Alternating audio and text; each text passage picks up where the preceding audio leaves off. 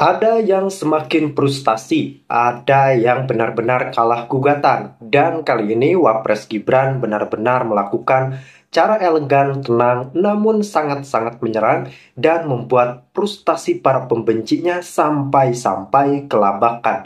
Ada lagi yang terbaru soal gugatan ngawur Subhan yang pada saat ini jelas-jelas terlihat sangat-sangat tidak konsisten dan perlu dikatakan ini adalah suatu gugatan yang sangat-sangat salah kaprah.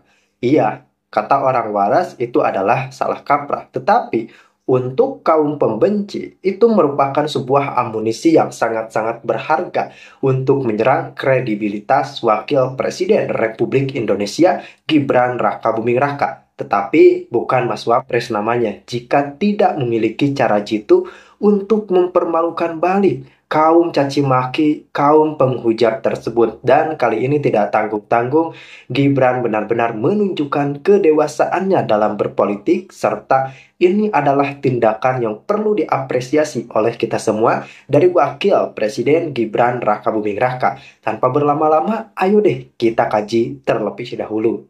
Atau sinyal Anies diminta atau kode-kode dari Prabowo meminta Anies Baswedan menggantikan Sri Mulyani semakin jelas kawan-kawan.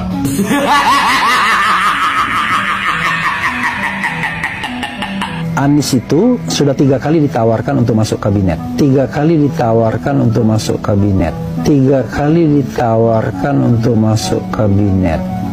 Saya kan WA-WAan sama seseorang yang mendapatkan sumber dari lingkaran dekat Anies. Dan 3 kali ditawarkan.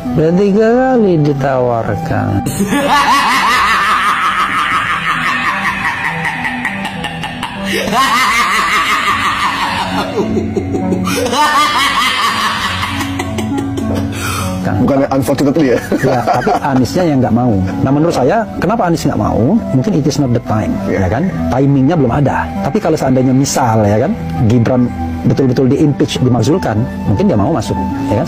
Sebuah kondisi yang barangkali dia jauh lebih nyaman. Karena begini, kalau secara politik kita sudah diametral berbeda, ya kan? Lucu kan? Saya sendiri bayangkan yang bukan siapa-siapa, tidak mau saya masuk pemerintahan kalau ditawarin jadi apapun. Kalau masih di sana, kenapa? Karena saya menganggap bahwa proses yang kemarin itu kan nggak karu-karuan, ya kan? Nggak konstitusional dan lain sebagainya. Anies kandas, gagal jadi Menteri Keuangan. Padahal udah ngebet gantiin Sri Mulyani. Tapi yang gantikan malah bukan Anies, kan Nyonyor. Hahaha. Beginilah kenyataan pahit tapi lucu. Semua harapan, semua kode rahasia, semua lobby licik dari pengikut Anies kandas di tangan realitas. Mereka sudah ngarep banget, sudah bikin forum rahasia, #viral, sampai melibatkan influencer untuk menekan opini publik. Tapi hasilnya nihil. Kursi Menteri Keuangan tetap di tangan orang yang punya kapasitas nyata dan loyalitas terbukti. Anak buah Gerindra naik, sementara drama licik para pengikut Anies cuma jadi tontonan gratis. Sekarang, mari kita bongkar seluruh drama reshuffle ini dengan analisis kritis, humor pedas, dan satir yang bikin kita tertawa sambil mengernyit karena pahitnya ironi politik. Menteri Keuangan, posisi paling manis di kabinet. Sri Mulyani harus diganti, dan Anies Baswedan digadang-gadang masuk. Tapi kenyataannya, Prabowo bermain catur, bukan main congklak. Semua rencana licik dan ambisius mereka buyar dalam satu kali langkah. Anak buah Luhut Binsar Panjaitan, Purubaya, naik jadi Menteri Keuangan. Ya, anak buah Luhut. Bayangkan, orang yang selama ini dituduh pengkhianat oleh sebagian pihak, anak buahnya sekarang jadi menteri. Lucu? Iya. Ironis? Tentu. Dan buat para pengikut Anies, bisa dipastikan senyum mereka langsung kaku, hati berdegup kencang, tapi ujung-ujungnya kering kerontang harapan. Mari kita tawa sejenak, tapi pahami ironi ini.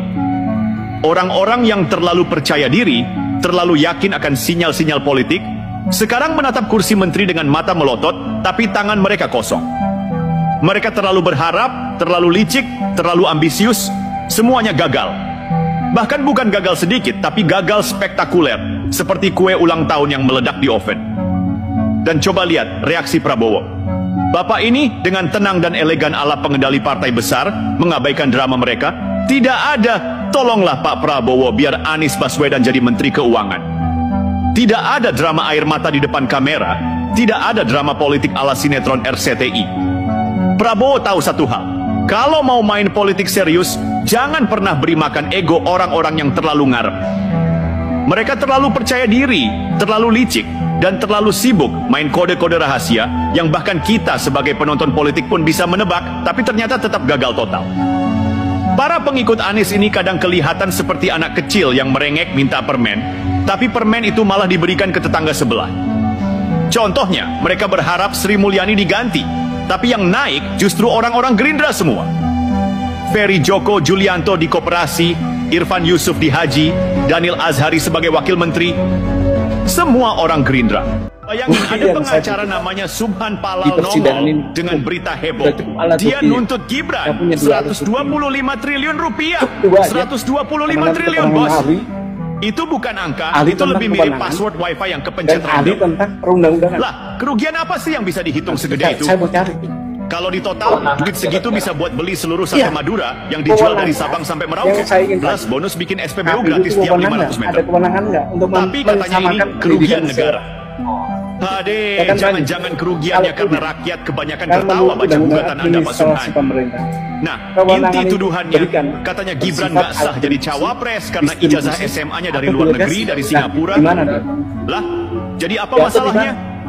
Emangnya kalau sekolah di luar negeri otomatis jadi warga asing? Kan nggak gitu, bos. Anak-anak TKI, anak pejabat, anak artis, semua banyak yang sekolah di luar negeri. Dan itu sah-sah aja menurut hukum. UU Pemilu dan aturan KPU jelas cuma minta syarat minimal pendidikan setara SMA titik. Nggak ada tuh tulisan harus SMA N1 Boyolali atau harus ada cap 3 jari di map plastik warna hijau. Itu disebut. Gugatan ini makin absurd kalau dibandingin. Prabowo aja sekolah di luar negeri, bahkan sempat belajar di Amerika. Banyak tokoh lain juga gitu. Kok bisa tuh mereka lolos? Lah giliran Gibran yang punya ijazah luar negeri tiba-tiba jadi kayak alien yang ijazahnya mau didiskon 70% di Tokopedia. Pasal itu tidak ada. Double standard banget kan? Tidak menyebutkan penyetaraan. Sekarang kita bongkar logika 125 triliun tadi. Kalau dipikir-pikir, ini lebih mirip thriller ekonomi daripada gugatan hukum. Orang kalau nuntut, ya logis lah.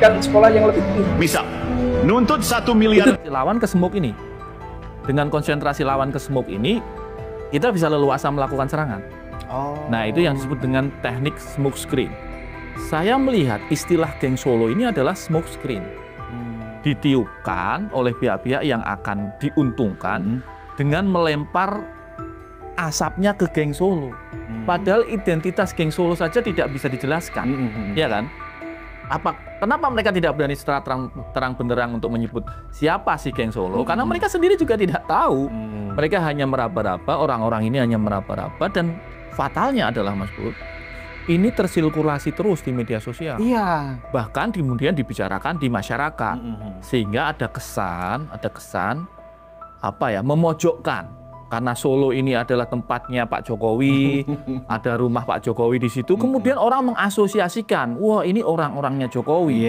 Yang menurut saya itu baseless, itu tidak berdasar. Dan karena itu saya sebenarnya mumpung diundang ke sini, berharap segera Polri ini mengumumkan. Orang-orang yang sudah ditangkap kan banyak ya. Orang-orang yang ditangkap ini kemudian diperiksa, diinterogasi, lalu diumumkan. Siapa sih yang nyuruh mereka itu? Apakah mereka ini membakar karena emosi? Apakah mereka ini membakar karena disuruh?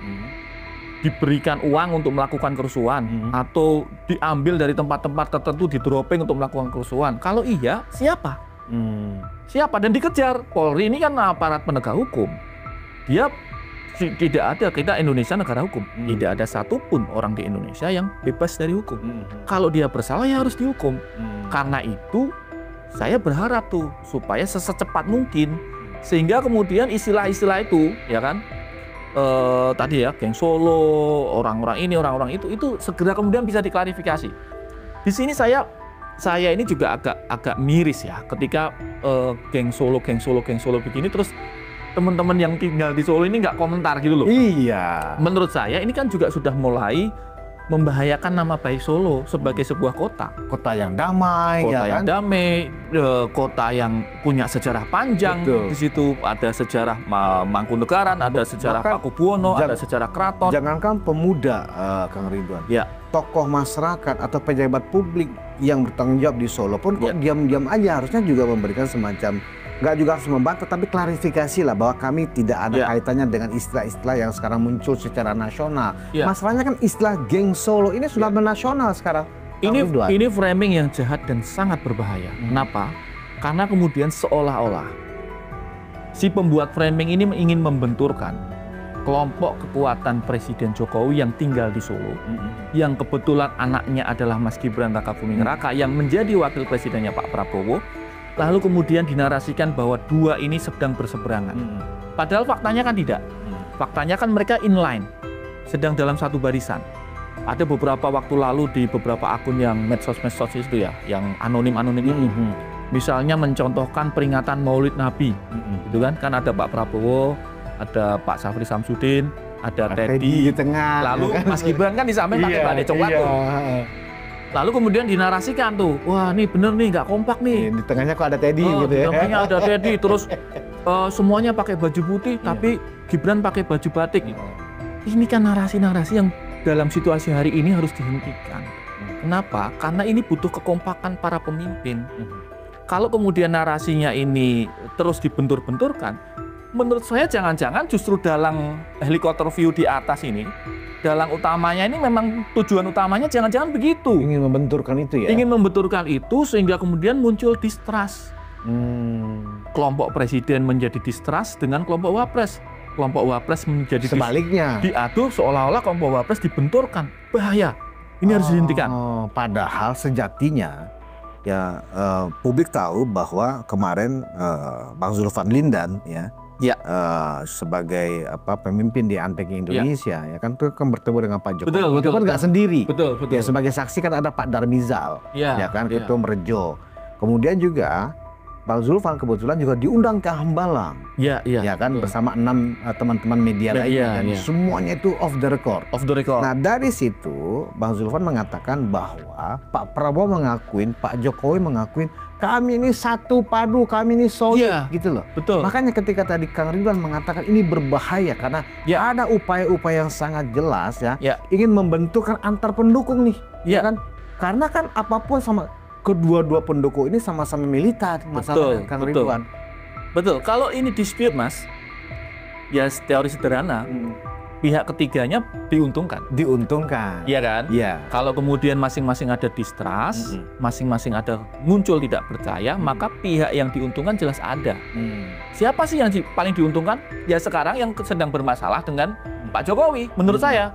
Pihak-pihak yang sedang bermasalah dengan Pak Jokowi, kalau kemudian Mas Gibran ini dipojokkan, mereka merasa mendapat angin. Seolah-olah mereka ingin menunggangi isu demonstrasi ini untuk dalam tanda petik mengkambing hitamkan Mas Gibran dan keluarganya. Bahaya banget loh. Bahaya banget. Nggak mungkin, hakul yakin saya, nggak mungkin seorang Presiden Jokowi, seorang Wapres Gibran, kemudian dituding menjadi biang kerusuhan. Nggak mungkin. Gimana logikanya? Nggak masuk akal gitu. Nah tapi kan mereka nggak pernah mau terbuka. Mereka takut hukum juga kan kalau nuduh kan. Maka akhirnya apa? Geng Solo. Geng Solo. Padahal geng Solo itu siapa? Apalagi menggunakan istilah geng itu kan juga bukan tanpa alasan kan, Kang Ridwan. Karena kalau misalnya kelompok Solo kan lebih netral lah kelompok Solo kan. Tapi kalau istilah geng itu kan, kalau kita istilah geng itu pasti bayangannya kan adalah mafia, orang jahat, kriminal kan gitu loh. Seolah-olah geng Solo ini kumpulan para kriminal. Kemudian di satu podcast saya melihat ada sebuah thumbnail geng Solo, tapi orang-orangnya yang dicantumin geng Solo itu adalah ada Pak Jokowi dan para menteri, atau orang-orang pejabat tinggi yang pernah menjabat di era kepemimpinan Pak Jokowi. Itulah yang di-framing sebagai geng Solo. Jadi ketika kerusuhan kemarin itu, seolah-olah yang mendalangi ini adalah mereka-mereka yang ada di thumbnail. Bahaya sekali. Bahaya itu ya. Bahaya sekali, dan publik harus diedukasi bahwa itu tidak benar. Kalau kemudian masyarakat ini menganggap ada ketidakharmonisan antar pemimpin, bahaya. Kenapa? Karena kemudian iklim investasi bisa kacau. Betul. Lembaga negara bisa terpecah. Nanti ada istilah kan ya, lu orangnya mana? Lu orangnya ini apa lu orangnya itu? Bahaya banget. Kalau pemerintahan sudah terdiverse seperti ini, maka yang terjadi adalah api dalam sekam. Tidak hanya di masyarakat nih apinya, sekamnya. Tidak hanya rumput kering di masyarakat, tapi bisa rumput kering di dalam birokrasi.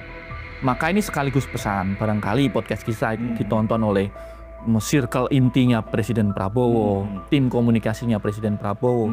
Saya kira mohon juga difikirkan, ada gestur yang menunjukkan kepada publik bahwa Presiden Prabowo trust sepenuhnya kepada Mas Gibran, bahwa Presiden Prabowo satu padu dengan Presiden Jokowi. Apakah bentuknya? Monggo, mereka yang jago lah protokoler ini bisa atur kan. Apakah misalnya Mas Gibran dan Pak Prabowo ziarah bareng ke Purworejo, ada makamnya kakeknya Pak Prabowo di situ, misalnya begitu, atau ke tempat lain gitu. Tapi ini penting. Kenapa? Untuk menunjukkan kepada publik bahwa pemimpin kita ini masih satu, masih bersama-sama menangani situasi yang keotik. Alhamdulillahnya Mas, kita ini bukan kayak Nepal kemarin itu loh. Iya, itu udah ngeri. Mas Bud lihat ya, Nepal, bagaimana kemudian seorang Menteri Keuangan Nepal itu ditendang masyarakat di tengah jalan, ditelanjangi, dibakar, ada yang rumahnya dijarah dan seterusnya. Alhamdulillah kita nggak begitu, karena sampai ke situ. Karena ada rasa toleransi dan saling jaga yang masih ada di masyarakat. Tapi tadi Mas Budi awal menyampaikan, kalau kemudian deeskalasi ini tidak kemudian ditata dengan baik, ada kemungkinan ini spike again. Dalam teori intelijen itu bisa terjadi. Seperti kalau kita EKG jantung tuh. Iya. Ada yang naik, ada yang turun. Kayak rolling coaster. Nah, ada yang naik, ada yang turun. Nah, bahaya. Karena itu apa? Mumpung ini tensinya lagi turun, kesempatan konsolidatif itu harus segera dilakukan. Kita sangat bangga dengan Presiden Prabowo kemarin karena mengundang tokoh-tokoh sipil. Iya, ke istana kan. Ada mantan Menteri Agama, kemudian ada tokoh-tokoh gereja dan seterusnya. Itu bagus banget. Karena kemudian ada komunikasi antara presiden dengan tokoh-tokoh masyarakat sipil. Nah, sekarang yang saya belum lihat adalah dua. Pertama, gestur kekompakan Presiden Prabowo dengan Mas Gibran. Itu harus dilihatkan lebih maksimal lagi. Harus dipush ke publik. Saya yakin tim komunikasi. Iya, moga-moga dengar ya. Komunikasinya Presiden. Moga dengar. Ini yang satu. Video kita ini. Pertama itu. Yang kedua adalah gestur kekompakan TNI Polri, Mas. Oh, itu juga harus dilihatkan ya. Wah, ngeri loh Mas. Di bawah itu isu-isu soal oknum tentara terlibat mengumpulkan WA grup anak-anak muda dan seterusnya. Ini kan liar banget. Padahal setelah ditelusuri misalnya, ada satu nomor atas nama kalau nggak salah Peltu atau Praka gitu, namanya ada kan gitu. Ketika dicari di alamat rumahnya, nggak ada orang ini. Ini kan sudah merupakan skenario blaming, skenario fitnah.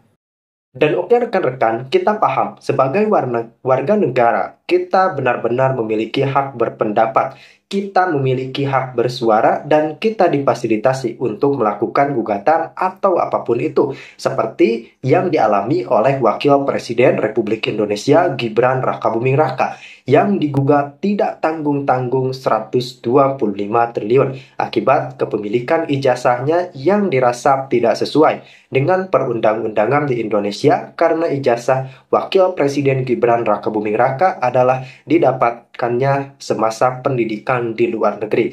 Ini merupakan tindakan yang sangat-sangat ambigu dan patut dipertanyakan karena kalau kita misalnya mempermasalahkan ijazah Gibran Rakabuming Raka yang ditempuh hasil pendidikan di luar negeri, maka dari itu Pak Presiden Prabowo pun menempuh beberapa jenjang pendidikan di luar negeri. Ini kan ada double standar ganda yang dilakukan oleh sang penggugat jika memang ingin mempermasalahkan ijazah Wakil Presiden Gibran Rakabuming Raka. Tetapi itu adalah haknya penggugat. Dan kalau saya katakan, ini seperti ada keterkaitan tersendiri antara skandal ijazah Wapres Gibran dengan skandal ijazah Pak Jokowi yang sama-sama diserang oleh pihak-pihak yang memang tidak bertanggung jawab dan tentu saja memiliki maksud tertentu untuk menyerang kredibilitas Wapres Gibran maupun Pak Jokowi. Karena rekan-rekan, dalam politik ini tidak bisa dipisahkan dari kaitan politik. Kita tahu bahwasanya menurut keterangan pihak itu bahwasanya ini adalah gugatan kepada calon wakil presiden.